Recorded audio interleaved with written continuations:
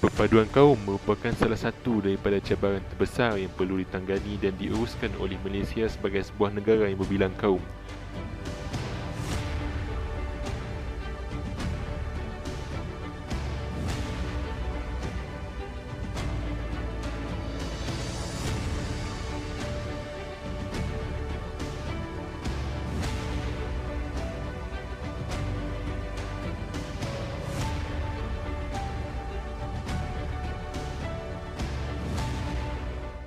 Cabaran ini ternyata amat getir apabila negara pernah mengalami peristiwa berdarah 13 Mei 1969. Peristiwa ini memberi kesan yang amat ketara kepada negara dan ini dapat dilihat menerusi kelahiran gagasan rukun negara, dasar pendidikan kebangsaan dan dasar bahasa kebangsaan di mana sebuah ini adalah merupakan satu manifestasi terhadap kesungguhan kerajaan dalam menyuburkan perpaduan di antara kaum di negara ini. Kelihatan ia begitu signifikan apabila kita kaitkan perpaduan kaum dengan golongan belia, golongan yang merangkumi hampir separuh daripada populasi Malaysia, mempunyai pengaruh yang amat besar dalam mencorak masa depan negara.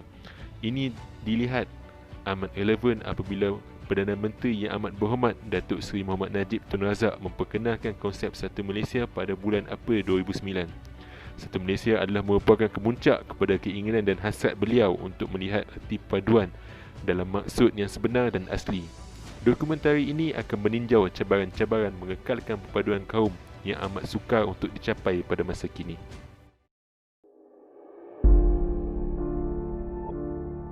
Bermula dengan kemasukan kaum Cina dan India sejak zaman penjajahan British, dominasi sesebuah kaum dalam sesuatu bidang ekonomi telah wujud dan menyebabkan jurang ekonomi antara perkauman berlaku.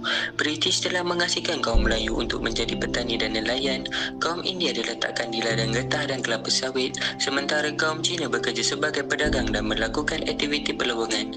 Setelah kemerdekaan dicapai, berlakunya perubahan di mana setiap kaum mendapat peluang pendidikan dan mampu berjaya sekiranya berusaha dengan gigih.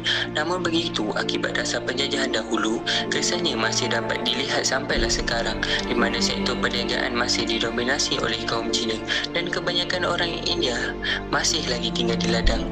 Rentetan senario ini telah menyebabkan interaksi sosial antara mereka terbatas. Kesannya perasaan prasangka dan perkauman menjadi semakin kuat dan menebal di antara sesama kaum dan menyukarkan proses perpaduan berlaku. Bagi golongan muda, sistem pendidikan yang diasingkan mengikut kaum dan yang telah wujud sejak zaman penjajahan British telah meninggalkan kesan yang negatif. Pengenalan sistem sekolah vernakular yang mengikut kaum telah menjadikan hubungan masyarakat semakin renggang. Mutakhir ini, masih ramai rakyat yang merupakan warga negara Malaysia tidak fasih untuk berbahasa Melayu.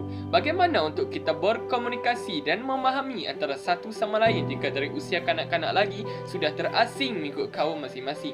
Berdasarkan kajian yang telah dibuat oleh Fellow Utama Institut Kajian Etnik KITA, Universiti Kebangsaan Malaysia, sekolah vernakular memberi kesan negatif terhadap pembangunan negara bangsa. Jika kerajaan Malaysia mewujudkan satu saja aliran dalam sistem pendidikan negara serta penekanan ke atas bahasa kebangsaan, sudah tentu ini dapat menyelesaikan masalah perpaduan kaum yang semakin membara di Malaysia. Persis kata Mutiara, melentur buluh biarlah dari hubungnya. Ledakan teknologi yang semakin pesat terhadap media massa semakin pantas dan meluas dalam menyampaikan sesuatu teks atau video dalam menunjukkan sisi negatif dalam mengekalkan perpaduan kaum di Malaysia. Penyebaran fitnah dan berita palsu semakin menular apabila isu tersebut telah menyentuh sensitiviti perkauman atau agama. Kebanyakan netizen pada hari ini pula tidak menyelidik terlebih dahulu berita atau teks tular yang menyentuh sensitiviti kaum yang memenuhi ruang media itu.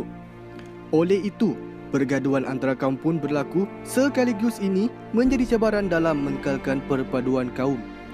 Pada tahun lalu, 3 lelaki dan seorang wanita telah ditahan oleh pihak berkuasa kerana telah menghina agama Islam dan menyentuh isu perkauman di bawah Akta Komunikasi dan Multimedia 1998. Jika semua pihak memandang enteng terhadap isu ini, mungkin peristiwa pahit terdahulu akan berulang kembali.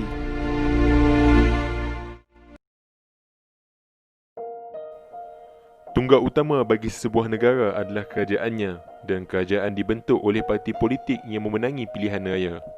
Perbezaan parti politik di Malaysia yang berasaskan perkauman telah menyukarkan perpaduan kaum. Dunia politik sememangnya penuh dengan kontroversi di mana terdapat berbagai individu yang mempunyai kepentingan dan agenda yang berbeza. Pemimpin yang kurang bijak berharap sentimen perkauman dapat memancing perhatian rakyat.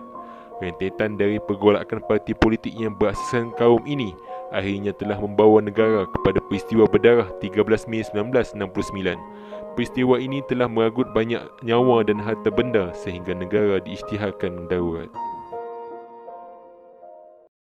Berdasarkan cabaran-cabaran yang wujud dan dijelaskan di dalam dokumentari ini, maka mengintegrasikan dan menyatupadukan rakyat Malaysia yang berbilang kaum ini bukanlah suatu tugas yang mudah.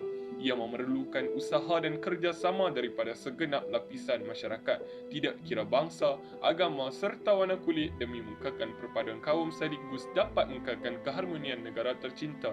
Usaha-usaha ke arah perpaduan kaum ini tidak boleh dipolitikkan sama sekali. Amat jijik jika ada pihak yang menggunakan perkauman sebagai modal untuk memenangi pilihan raya sehingga sanggup menggugat usaha ke arah perpaduan kaum di negara ini. Semua pihak pun juga perlulah menggunakan media sosial dengan baik dan berhati-hati dalam menyebar segala bentuk berita yang menyentuh isu perkauman ini, dan pihak kerajaan perlulah mengkaji dan merangka semula sistem pendidikan vernakular agar dapat menjayakan usaha ke arah perpaduan kaum ini. Persis kata bersekutu bertambah mutu. Sekian, terima kasih.